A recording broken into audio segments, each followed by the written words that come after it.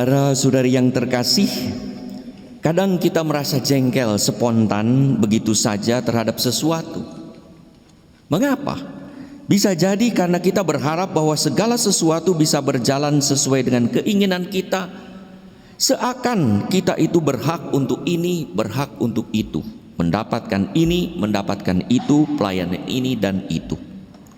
Padahal ada banyak hal yang berada di luar jangkauan dan genggaman tangan kita. Maka tak heran kadang kita pun mengeluh.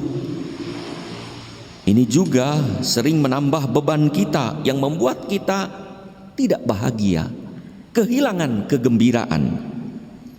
Bagaimana kalau kita justru bersikap sebaliknya, yaitu mensyukuri segala sesuatu yang kita alami sebagai berkat yang Tuhan berikan kepada kita, bukan sebagai hak yang kita terima.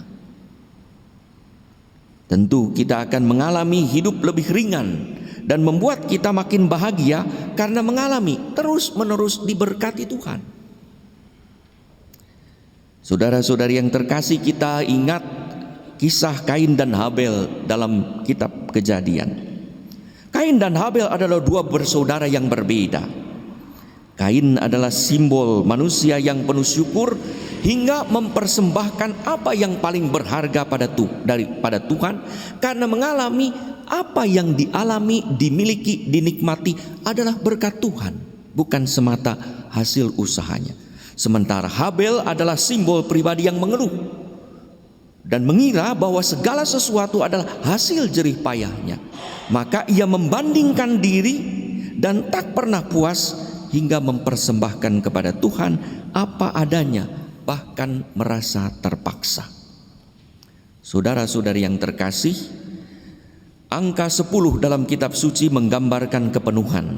Maka kita tahu perintah Allah itu ada 10.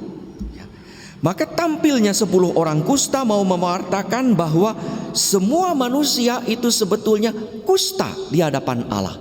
Tidak ada yang tak bercacat, tidak ada yang tidak bersih. Semua kotor, perlu dibersihkan, perlu ditahirkan. Ada bercak noda dosa dan kesalahan yang tanpa belas kasih Allah akan mati, disingkirkan dari kehidupan, bagaikan orang kusta zaman Yesus dianggap sebagai orang mati secara sosial, hingga mereka hidup di pinggiran dan tidak diperkenankan berjumpa dengan orang yang sehat. Kusta pada zaman Yesus dianggap penyakit yang tak tersembuhkan. Yang bisa menyembuhkan itu hanya Allah. Hanya kuasa Allah yang besar dengan mujizat yang luar biasa. Maka menyembuhkan seseorang dari kusta adalah juga sebanding dengan membangkitkan orang mati. Maka 10 orang kusta pun datang kepada Yesus dan memohon kesembuhan karena percaya bahwa Yesus adalah pribadi yang mempunyai kuasa Allah yang besar. Namun Yesus tidak secara langsung menyembuhkan. Dia meminta mereka untuk pergi kepada imam. Seseorang orang kusta baru boleh pergi ke imam menghadap untuk apa?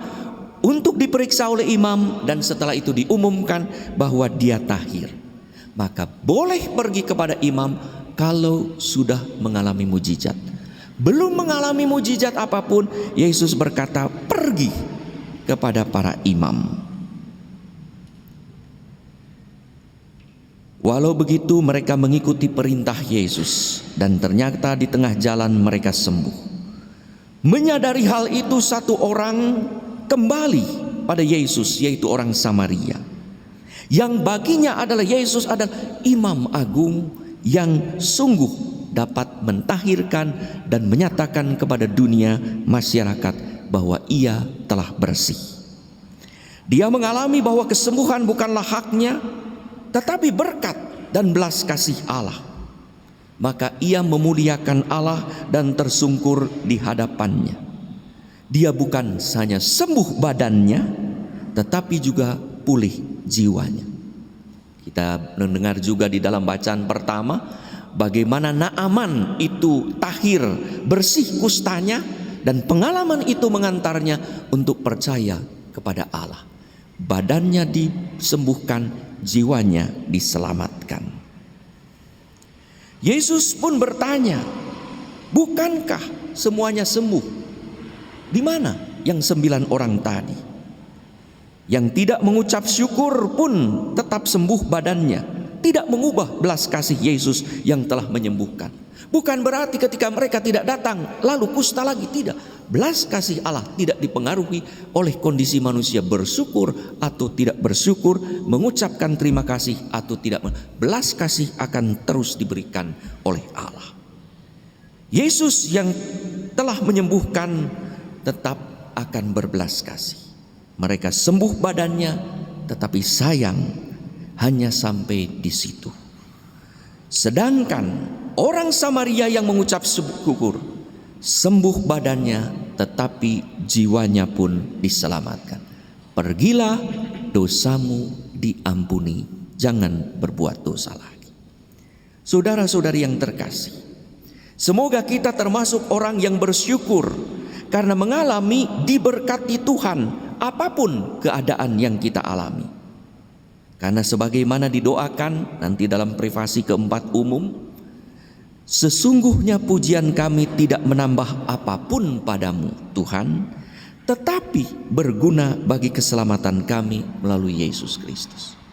Jadi ucapan syukur kita itu menambah keselamatan kita, bukan menambah kemuliaan Allah. Maka ketika kita mengucap syukur kepada Allah, memuji Tuhan dan berterima kasih, mengalami kebaikan Allah, kita pun makin diselamatkan dan makin diberkati. Ucapan syukur ini membuat orang lebih selamat dan lebih mengalami berkat.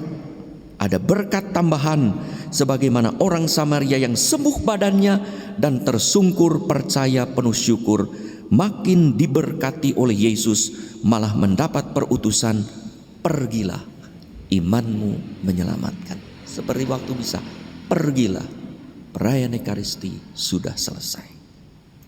Orang bersyukur akan bersuka cita karena mengimani dan mengamini bahwa hidup ini bukanlah hak saya, tetapi berkat Allah yang patut disyukuri dan dibaktikan pada sesama.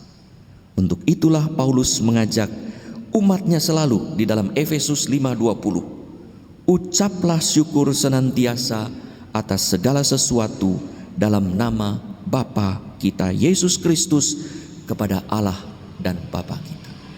Mari kita menjadi pribadi yang selalu bersyukur agar kita makin mengalami terberkat.